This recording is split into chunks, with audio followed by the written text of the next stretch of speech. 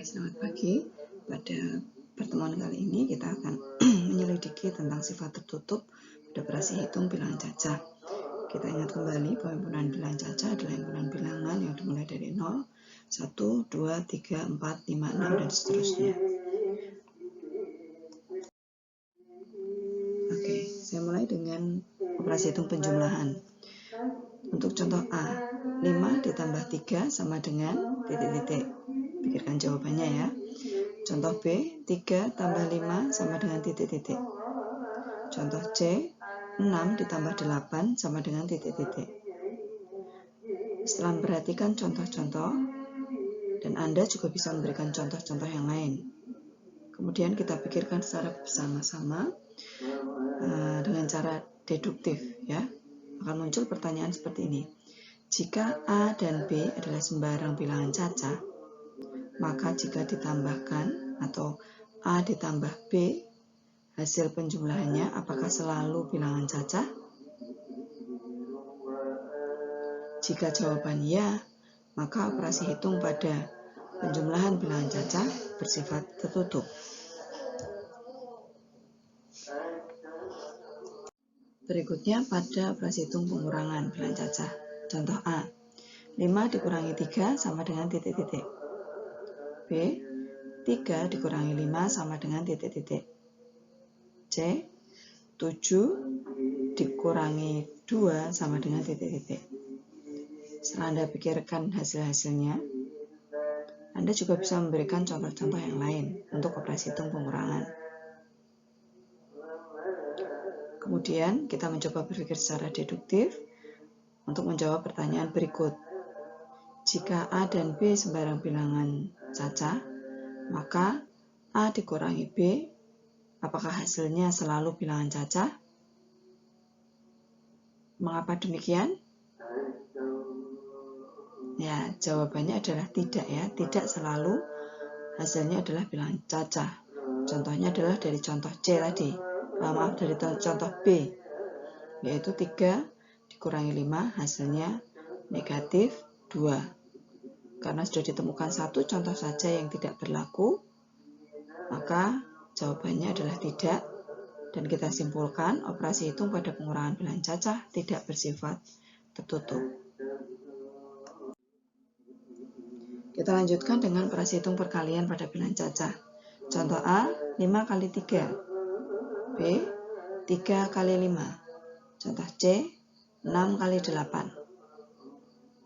Setelah memperhatikan contoh tersebut, Anda juga bisa memberikan contoh-contoh yang lain. Ya, kemudian secara deduktif kita akan coba memikirkan simpulan dari pernyataan berikut. Jika A dan B sembarang bilangan cacah, maka hasil dari A kali B apakah selalu bilangan cacah? Jika ya, maka operasi hitung perkalian pada bilangan cacah itu bersifat tertutup. Terakhir adalah tentang pembagian pada bilangan cacah. Diberikan beberapa contoh. Contoh A, 8 dibagi 4. Hasilnya, ya benar, 2. Kemudian 4 dibagi 8. Sama dengan, ya. Untuk contoh C, 7 dibagi 2. Sama dengan, titik-titik. Baik. Setelah memperhatikan contoh-contoh tersebut, ya Anda juga bisa memberikan contoh-contoh yang lain, dipikirkan. Kemudian secara deduktif kita akan mencoba membuktikan tentang sifat tertutup pada operasi hitung pembagian, yaitu untuk membuktikan pernyataan jika A dan B sembarang bilangan cacah, maka apakah hasil dari A bagi B juga merupakan bilangan cacah? Mengapa demikian? Ya, dari contoh B itu saja ya. Itu saja 4 dibagi 8 hasilnya adalah setengah. Hasilnya bukan bilangan cacah, maka jawabannya adalah tidak. Sehingga kita simpulkan operasi hitung pada pembagian bilangan cacah tidak bersifat tertutup. Baik, memasuki materi tentang faktor dasar operasi hitung. Untuk penjumlahan A tambah B, syaratnya adalah A dan B bilangan cacah dari 0 sampai 9. Tetapi ada juga buku lain yang menuliskan A dan B antara 0 sampai 10. sehingga kita peroleh hasil maksimum dari penjumlahannya adalah 18 atau 20. Untuk operasi hitung perkalian A kali B, syaratnya adalah A dan B bilangan cacah antara 0 sampai 9. Ada juga buku lain yang menuliskan 0 sampai 10, sehingga hasil maksimum perkaliannya adalah 81 atau 100. Operasi hitung pengurangan A kurangi B, syaratnya apa ya? Baik, A harus lebih dari atau sama dengan B, dan A dan B adalah bilangan cacah antara A adalah bilangan cacah antara 0 sampai 20 dan B adalah bilangan cacah antara 0 sampai 10 atau 0 sampai 9. Dan untuk operasi hitung pembagian A bagi B, syaratnya apa ya? Nah, untuk menemukan syaratnya perhatikan penjelasan dari slide-slide berikutnya ini. Oke, ini adalah bentuk penugasan beberapa waktu lalu tentang pembagian bilangan cacah, dan ini hasil jawaban dari salah satu teman Anda. Soal pembagian tentang begini, soal cerita. Vira memiliki 18 permen di dalam kaleng. Setiap hari Vira makan 3 buah permen. Dalam waktu berapa hari permen Vira tersebut akan habis? Oke, soal pengurangan seperti ini merupakan contoh soal yang bisa dikerjakan dengan pendekatan repeated subtraction atau measurement atau pengukuran. Jadi untuk mendapatkan hasil dari 18 dibagi 3 adalah dengan cara 18 dikurangi 3 berturut-turut sampai habis atau sampai hasilnya 0. Hasil pembagiannya adalah berapa kali mengurangi 18 dengan 3 sampai tidak bersisa atau sampai habis.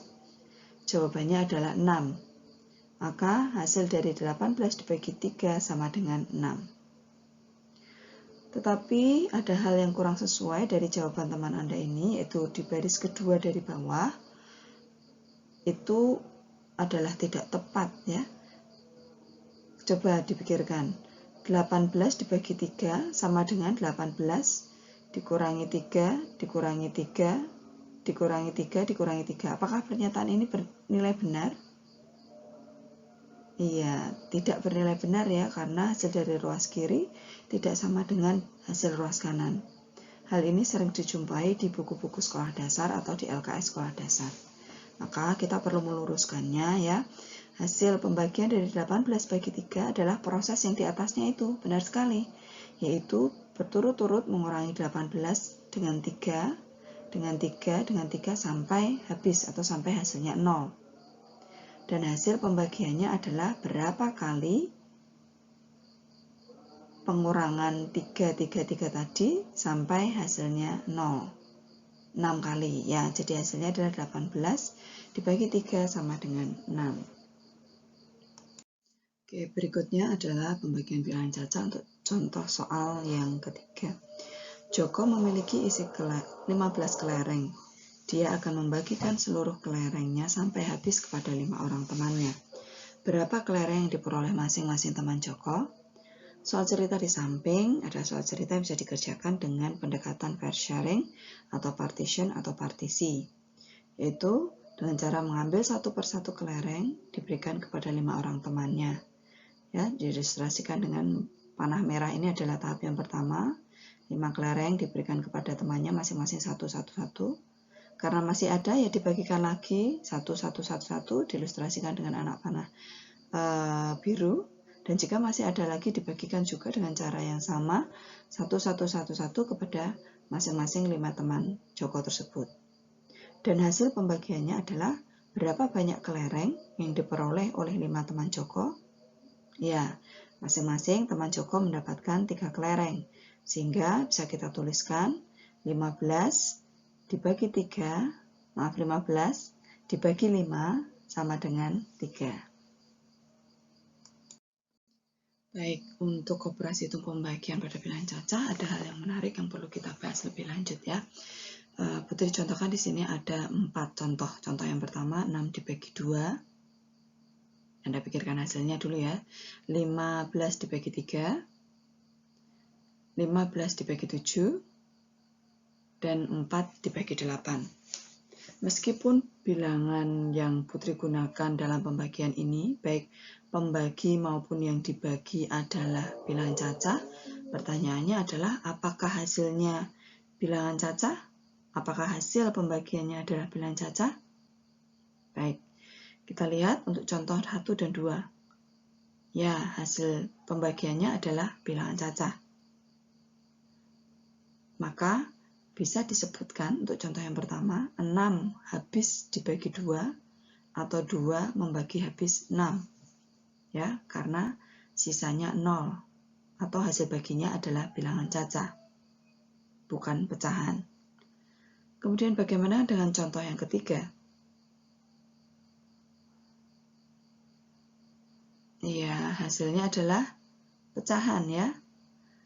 Nah, karena semesta pembicaraan kita adalah himpunan bilangan cacah, maka jawaban 15 dibagi 7 adalah 2,14 kurang tepat. Ya, jadi jawaban yang tepat untuk semesta pembicaraan bilangan cacah untuk menyelesaikan 15 dibagi 7 adalah 2 sisa 1. Ya, jadi ada sisa 1. Maka contoh ini disebut dengan istilah 15 tidak habis dibagi 7 atau 7 tidak membagi habis 5. Karena hasil baginya adalah bilangan cacah dan ada sisa. Bagaimana dengan contoh yang keempat? Ya, contoh keempat ini tidak tepat digunakan sebagai contoh untuk pembagian pada bilangan cacah.